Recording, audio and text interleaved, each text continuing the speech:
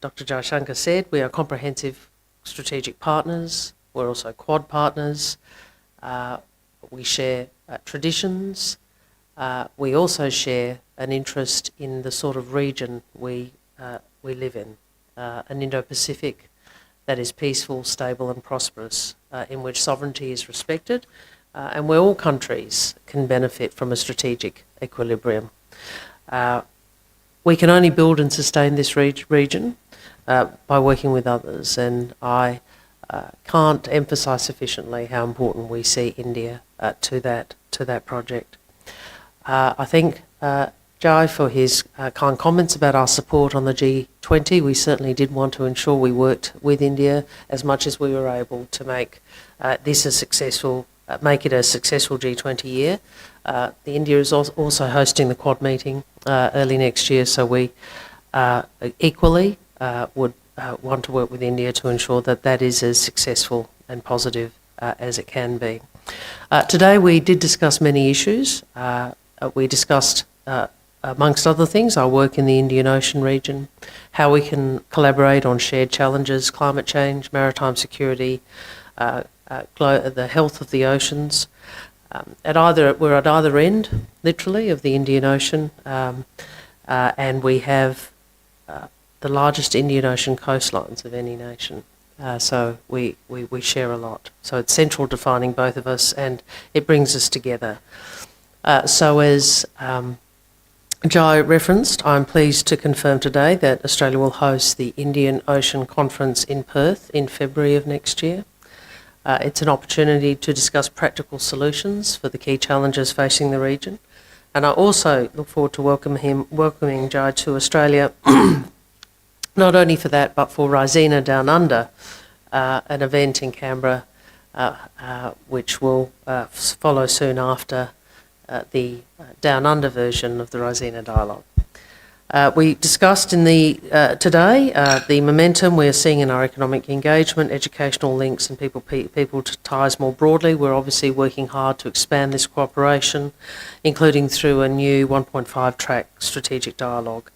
Today I also announced an Australia-Indian audio-visual co-production agreement which has come into force, which we are very interested in, and which will, we hope, open up new markets and allow more Australian and Bollywood films and series to reach new audiences.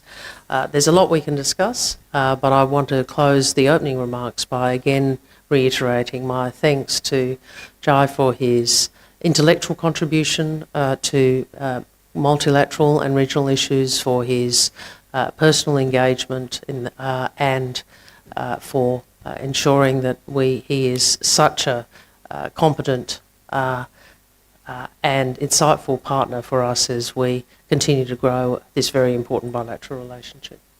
Thanks very much, and thank you for the question. The first point I'd make is we are seeing a humanitarian situation in Gaza which is dire. I've described it as catastrophic, and human suffering is widespread, and the world is rightly engaged on this issue. In terms of what Jai has just said, we share the view that what occurred on October 7 was an act of terrorism and it needs to be unequivocally condemned. We share the view that the hostages should be released, and we repeat our call for that. On the humanitarian crisis, we have taken a very clear view, which we've articulated publicly, about the importance of international law, the need for Israel to observe in its actions international law, including the protection of civilians. There's more I can say about that, but I'd refer you to my other public remarks. And on the Palestinian, on the aspirations of the Palestinian people, I think what this shows us is that we do need a political solution. We do need to get to a point where we see both Israeli and Palestinian peoples living in peace and security behind international borders, and that progress to a two-state solution is required. I think that is clear from what has occurred. Now, we have made other comments, including in relation to humanitarian pauses only being the first step, and made the obvious point that all of us would like to see the next steps towards a ceasefire, but it can't be one-sided. And I've made those comments publicly previously. Thank you.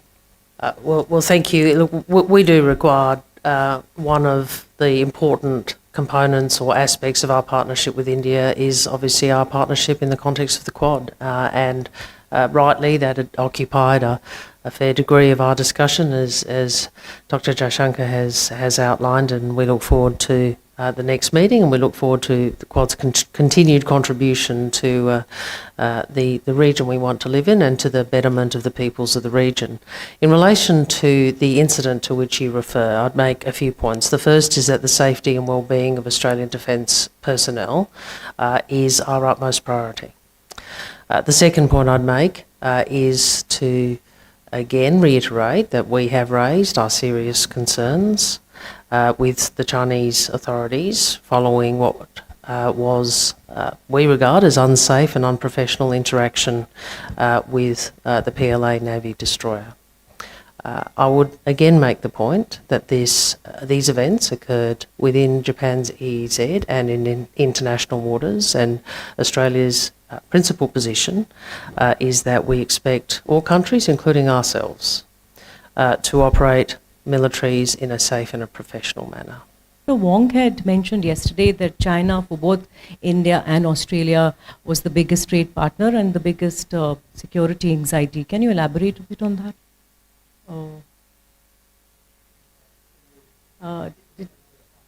And security, and caused security anxiety also. I'm not sure I used the phrase anxiety, but that's okay. Look, I think one of the things we do share is, we are both countries in a region. Obviously, India is substantially larger than we are. A region which is undergoing a lot of change, and we want to be part of shaping and influencing that change. We use the phrase peaceful, stable and prosperous Indo-Pacific. I think Jai has a slightly different formulation, but they essentially are the same objective. We also recognise that China's importance and place in the region and globally, and we continue to engage with China.